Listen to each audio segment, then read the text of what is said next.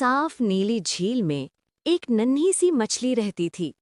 वो बाकी मछलियों से छोटी थी, लेकिन उसका दिल बहुत बहादुर था। एक दिन उसे झील के एक राज के बारे में पता चला कि झील के दूसरे किनारे पर एक चमकता हुआ खूबसूरत मकाम है, जहां बहुत रोशनी और रंग हैं।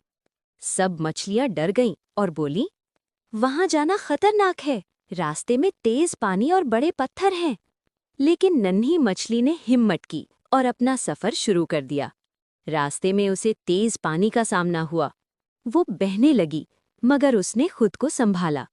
फिर वो बड़े पत्थरों के दरमियान से गुजरी, जहां रास्ता बहुत तंग था। आखिर में उसे एक अंधेरा सा हिस्सा मिला, लेकिन उसने हिम्मत नहीं हारी और आगे बढ़ती रही।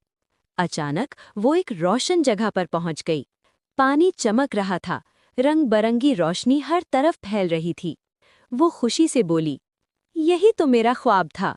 जब वो वापस गई तो सब हैरान रह गए और सबने उसकी बहादुरी की तारीफ की। सबक, जो डरता नहीं और हिम्मत करता है, वही नई दुनिया देखता है।